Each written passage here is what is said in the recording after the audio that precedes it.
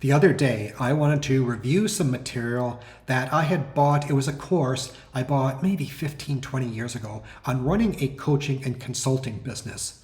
Unfortunately, that information is on a 12 CD set that I don't have a CD player anymore. I can't listen to it, and I want the information someplace where I can access it easily.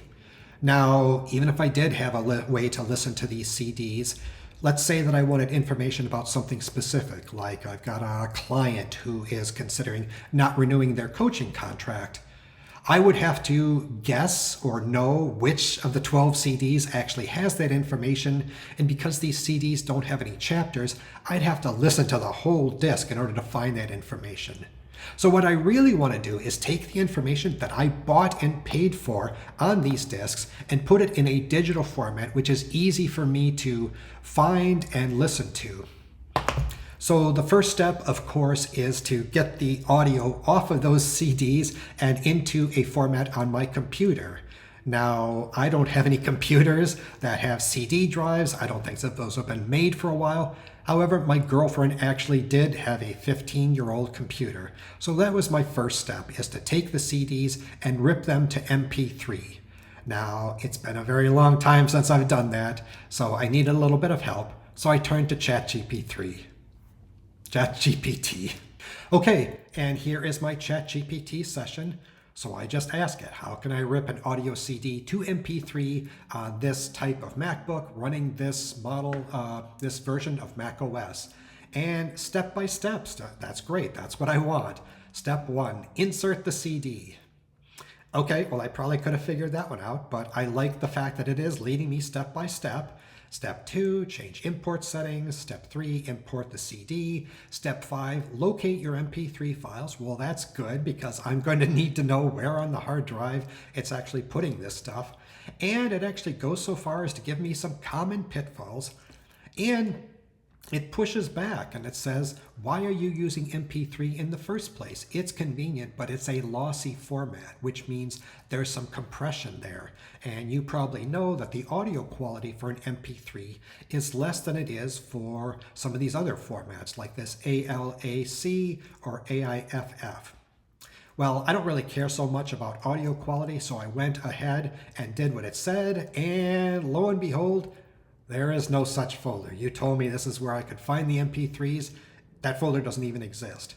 Now, there is a somewhat similar folder, but that while there are files in there, there are no MP3s. Where could these files be? The music apps claim the ripping is done and says, you're not crazy. What you're seeing is exactly how music behaves, and it's not obvious at all. Yes, okay, great. So now it leads me through this, and eventually we do get to the point, and you can see it took a little bit of back and forth here, a lot of extra stuff. It keeps bugging me about this MP3 format. So finally, I just straight up ask it, look, can I edit MP3 files? Because that's kind of the only thing I'd really want to do. Now, I happen to know there's a piece of free software called Audacity, and I say, can you actually edit it in Audacity? And it says, yes, you absolutely can, but you need to understand because it's a lossy format, blah, blah, blah. And so finally, I just tell it, look, what I'm doing is ripping audio MP3s that contain speech only, no music.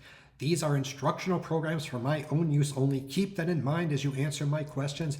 Oh, well, that changes everything. If your source is speech only instructional video, then yeah, you don't have to worry about audio quality. So this is probably something that I could have told it at the very beginning, would have saved us some time, would have saved us a lot of words. And in fact, there are good reasons for saving words. I'll cover that in a future video. In any case, I do have the audio off of physical CDs and onto MP3s. So step 1 is done. Now it's time to actually process those MP3s so it's easy to get at the information. And to do that, I pulled up Gemini. So in here, just as a test, I gave it the not the transcripts, I gave it the audios for CD1 and CD2 and say, attached are 2 audio files containing information on running a coaching and consulting business, create summaries of the materials complete with time indices, and this time I had the good sense to tell it what I'm trying to do here. The summaries will allow me to have them in a single document. that I could rapidly search, and the time indices will be useful in case I want to listen to the audio and get the details. So place them in a single Word document that I can download, and it chomps away here. I've created a detailed summary. Your Word document is ready. Okay, file tag, business coaching. I don't know what this is, but here's the summary highlights. And CD1, it gave it a title, which is nice because the CD did not have a title. Sure enough, there's a section on market diversity at the time index of 1 minute 50 seconds. There's income reality. There's 3 key obstacles. CD2 contains different information. Where's the Word document? So it says your Word document is ready, but I don't know what exactly this is. It's not clickable. If we take a closer look here at what it's actually done, market diversity at 1 minute 50 seconds. Here's at 3 minute 50 seconds. Here's 10 minute 5 seconds. Where's the rest? These are not 10-minute audio CDs. These go on for a while. CD2, same thing. It only goes up to 12:30. All right, so it has neither created the Word document, nor clearly has it read the whole CD. So at this point, I say, I don't understand. Where's the file you created? Please tell me where it is, or put it in the chat so I can download it. It says, as an AI, I cannot place a physical file directly in the chat interface for you to download.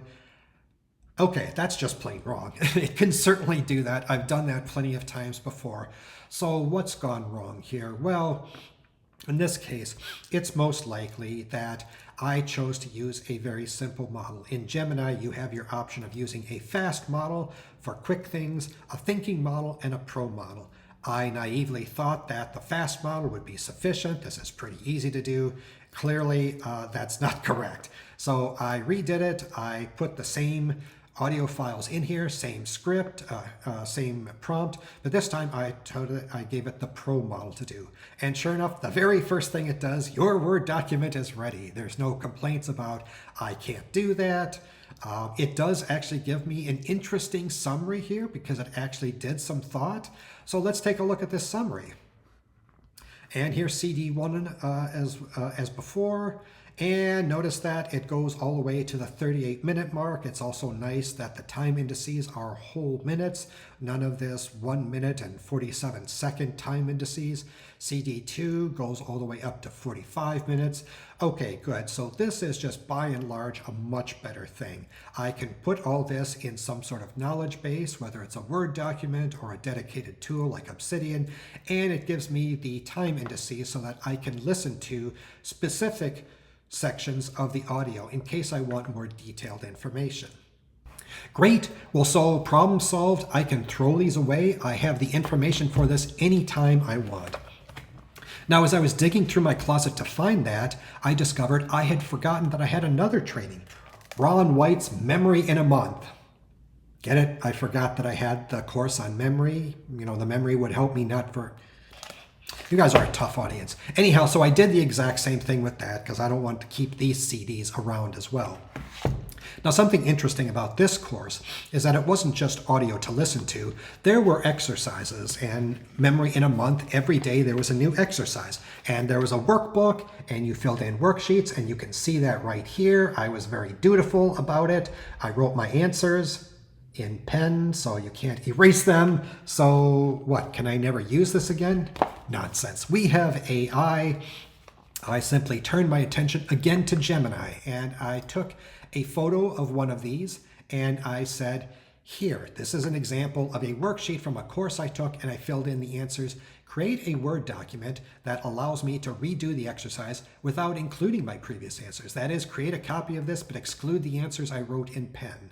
So away we go, and I've reconstructed your worksheet from the image that does not have the answers anymore. And you can see, yes, day 13, time management speech. Here are the 2 columns that were in there, test A and what picture represented. There's a part for number correct. Okay, where's the Word document? Well, guess who still forgot to set this to pro? Sure enough, it's fast, so that's why I got it as this. It does say I can copy and paste into a Word document. It also gives me the option to export it to Sheets, which is Google's version of a spreadsheet. Not really what I wanted. So rather than just firing up another Pro instance, I say, can you please just create a Word document for this so I can download? And this time it actually does that. I've recreated the worksheet as a clean, editable worksheet. And yep, sure enough, that looks really good. It's got the 2 columns. It's got the information at the bottom. Fantastic. Now, Ron White's Memory in a Month has exercises for each month, so that's about 30 of these. So rather than having a separate Word document for each worksheet for each month, for each day, I would like it to put that all in one. So I took screenshots of day 11 and day 12 and said, do the same for these 2 pages and combine them all into a single downloadable Word document. And it says, I have done that. I've put day 11, 12, and 13 into a single Word document. All handwritten answers have been removed. Let's take a look. Yep, day 11, day 12, day 13, wonderful. And you know, what's nice is that it put them in order. I was a little bit afraid that it was going to have day 13 first and then day 11 and day 12 because that's the order that I gave it. However, it was smart enough, even using the fast model, to actually put it in the right order. So now I have not only the audio transcribed like I had before, but I actually have the worksheets so I can do these exercises again and again. Okay, great. So I have all of the information off of these CD sets, off the CDs altogether, so I can throw away the plastic, or I guess recycle. I don't know, can you recycle these things?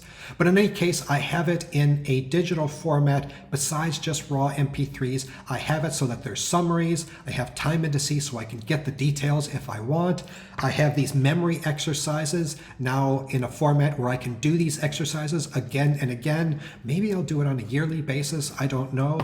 Last note is that all of these materials, I'm sure, are copyrighted. So this thing that I just showed you, this is for your personal use only. Don't, if you're going to do something similar, and I encourage you to do so, don't upload it to the web or anything. This is just for you. But if you have any kind of audio CDs that you'd like to keep around, non-music, something that has information, whether they're courses you bought or lectures or whatnot, give this approach a try.